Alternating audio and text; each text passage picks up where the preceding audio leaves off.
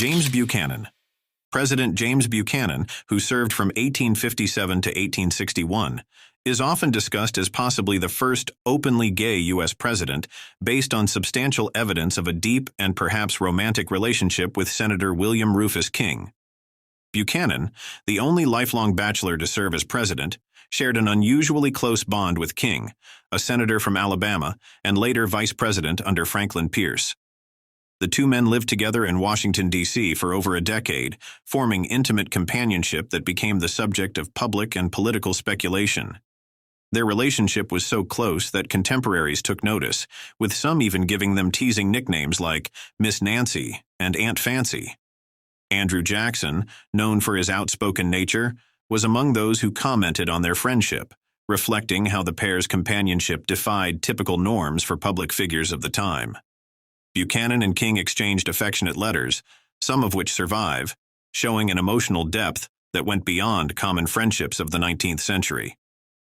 When King was appointed minister to France in 1844, Buchanan wrote of his loneliness, saying he felt solitary and alone. According to some historical accounts, Buchanan expressed feelings of wooing several gentlemen after King's departure. This choice of words has led some scholars to believe that he may have had an unrequited romantic interest in other men. While many men in Buchanan's era expressed affection without romantic intentions due to social norms that permitted emotionally expressive friendships, Buchanan's choice to remain unmarried and his openness about his connection to King were unusual for a man in such a high-profile role. His close friendship with King lasted until King's death in 1853. And after this, Buchanan never formed a similar relationship with anyone else. Abraham Lincoln. Abraham Lincoln, the 16th President of the United States, is a figure of immense historical significance, known for leading the nation through the Civil War and working to abolish slavery. In recent decades, some historians and scholars have explored his personal life, particularly his close relationships with certain men, leading to speculation about his sexuality. One notable relationship was with Joshua Speed, a store owner in Springfield, Illinois. Lincoln and Speed shared a bed for several years, beginning in 1837. At that time, it was common for men to share beds due to scarce accommodations and economic considerations. Their friendship was deep and lasting, with both men exchanging letters that reflected a strong bond. Another account involves Lincoln sharing a bed with Billy Green, who later provided detailed recollections of Lincoln. Some interpret these narratives as evidence of intimate relationships, while others view them as examples of close but platonic friendships typical of the 19th century. It's important to understand that expressions of affection between men were more openly displayed during that era without necessarily implying a romantic or sexual relationship.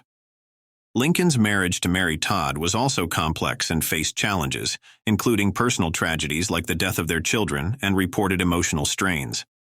These difficulties have led some to further speculate about Lincoln's personal life and relationships. Despite these discussions, there is no definitive historical evidence to confirm that Abraham Lincoln was gay. Most mainstream historians agree that while Lincoln had close friendships with men, these relationships fit within the social norms of his time. George Washington. George Washington served as the United States' first president from 1789 to 1797, and some believe he may have been America's first gay president. Washington is known to have written affectionate letters to close male friends, a practice not uncommon at the time, though some have interpreted this as evidence of deeper connections. During his military career, he displayed a notably inclusive approach, making his Revolutionary Army a space where individuals from diverse backgrounds and identities could serve. One of Washington's most trusted officers was Baron Friedrich von Steuben, a Prussian military leader who joined the Continental Army in 1778. Von Steuben, who faced persecution in Europe due to rumors about his sexuality, was instrumental in training and organizing Washington's troops. Under his command, the Continental Army was transformed with rigorous training, discipline, and strategic drills that enabled it to face the British Army on more equal footing. Von Steuben's influence was crucial, and he eventually became a valued and openly celebrated leader among the ranks, despite his known relationships with men. Another key figure in Washington's military circle was General Casimir Pulaski, a Polish nobleman and revered cavalry commander. Pulaski, known as the father of the American cavalry, led his units with exceptional bravery and skill. His legacy gained an additional dimension in 2019, when research on his remains suggested Pulaski was intersex. This discovery illuminated Pulaski's unique identity, adding a layer of diversity to the American Revolutionary legacy. Washington's readiness to recognize and reward the talents of von Steuben and Pulaski highlights his commitment to the American cause over personal prejudice, a decision that would ultimately help secure American independence. Thomas Jefferson. Thomas Jefferson, the third president and principal author of the Declaration of Independence, was a man of many talents and contradictions. His love for French culture, art, and cuisine was well known, earning him a reputation for sophistication. After the death of his wife Martha, Jefferson never remarried, which was somewhat unusual for a widower of his standing. Some have speculated that his close friendships and the depth of his relationships with certain individuals might suggest a non-traditional personal life. Jefferson's documented relationship with Sally Hemings, an enslaved woman at his estate, has been the subject of extensive historical research and DNA evidence, indicating he fathered several of her children. This complex personal life reflects the intricate social and moral dynamics of his time, though there's no concrete evidence pointing toward same-sex relationships. Bill Clinton. Bill Clinton, the 42nd president, is often remembered for both his political achievements and personal scandals. His extramarital affairs, most notably with Monica Lewinsky, were highly publicized and led to his impeachment by the House of Representatives. While his relationships with women were under intense scrutiny, some conspiracy theorists and commentators speculated about other aspects of his personal life. Figures like Ann Coulter have made unsubstantiated claims, suggesting that Clinton's promiscuity might extend beyond heterosexual relationships. However, these assertions are based on conjecture rather than evidence. Clinton's legacy is a complex tapestry of political skill, personal failings, and public controversy, but there's no credible information to suggest that he engaged in same-sex relationships. Clinton signed the "Don't Ask, Don't Tell" policy, which allowed LGBTQ people to serve in the military only if they kept their sexual orientation hidden. This policy was intended as a compromise, but ultimately led to widespread discrimination and the discharge of thousands of LGBTQ service members. Martin Van Buren. Martin Van Buren, the 8th president, was a widower who never remarried after his wife's death. Known as the Little Magician for his political acumen, Van Buren was instrumental in shaping the modern Democratic Party. His decision to remain single during his presidency was unusual, but not unheard of. Some historians have noted that Van Buren was meticulous about his appearance and attire, leading to occasional remarks about his dandyism. However, there's scant evidence to suggest that his bachelorhood was anything more than a personal choice following the loss of his wife. Van Buren's presidency focused on issues like the economy and the abolition of slavery, and his personal life remained relatively private. John F. Kennedy.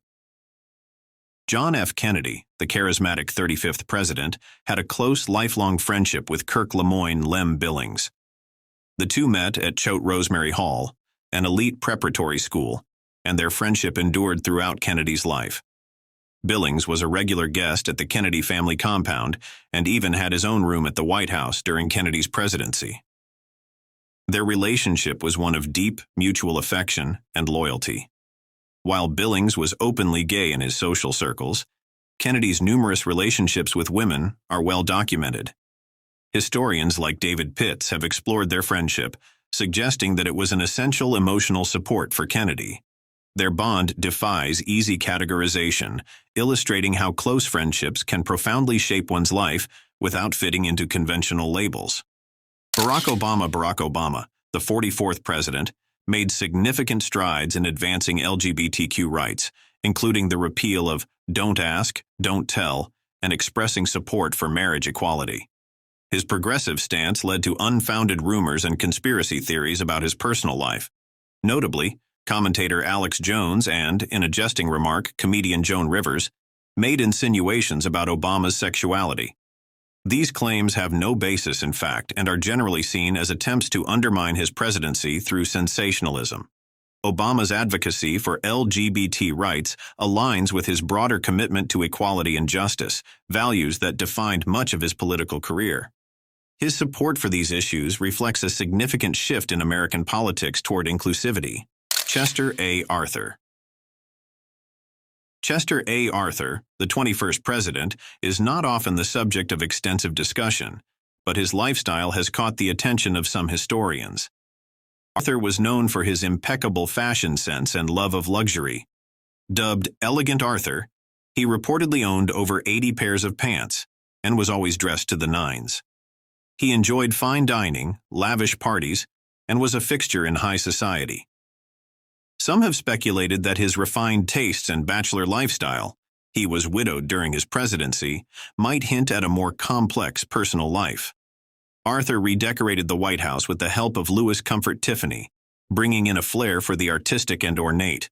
While there's no concrete evidence to suggest anything about his sexuality, many historians still believe he was closeted, and he may have successfully hidden it from the public.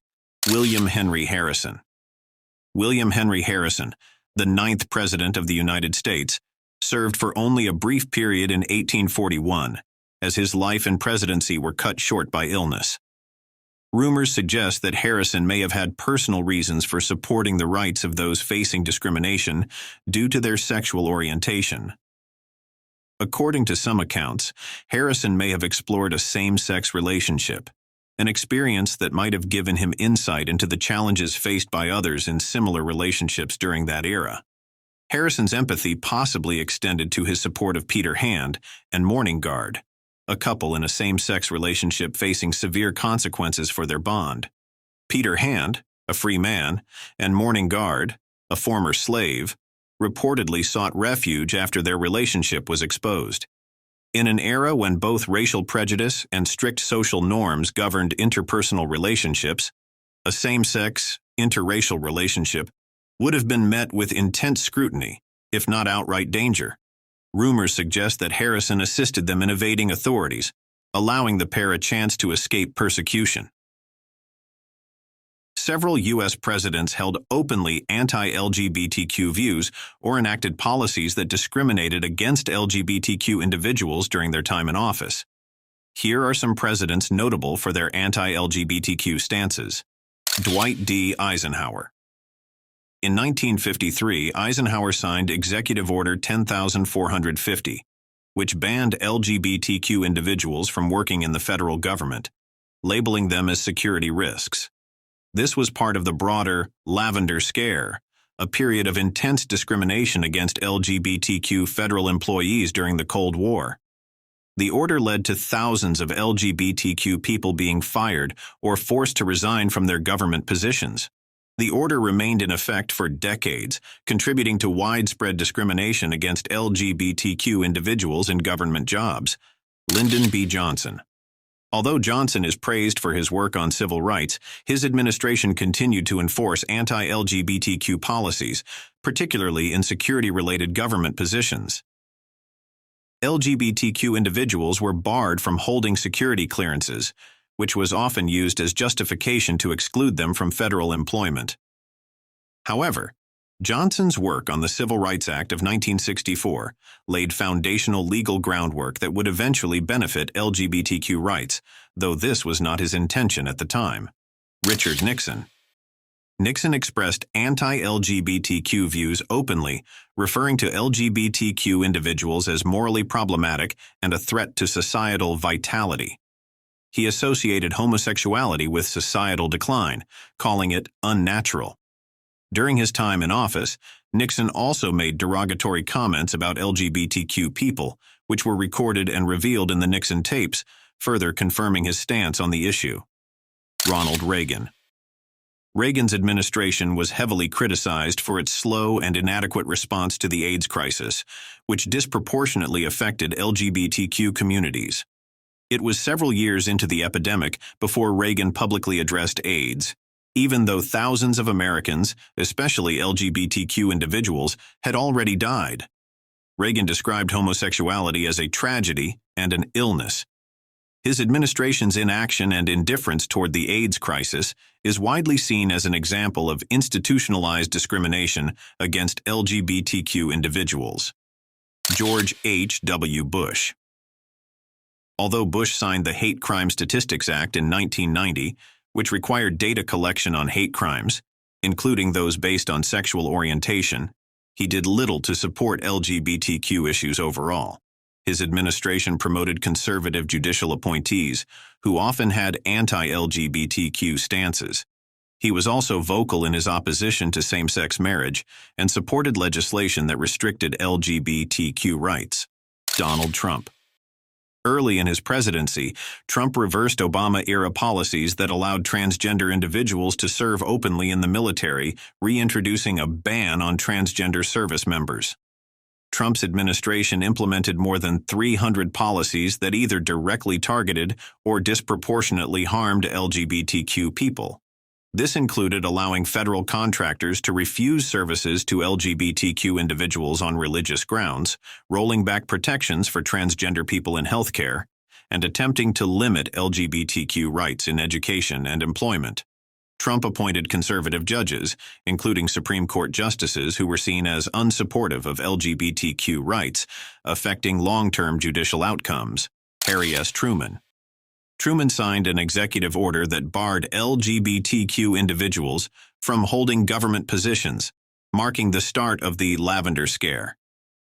Although the purge intensified under Eisenhower, Truman's actions laid the foundation for systemic discrimination against LGBTQ people in the federal workforce.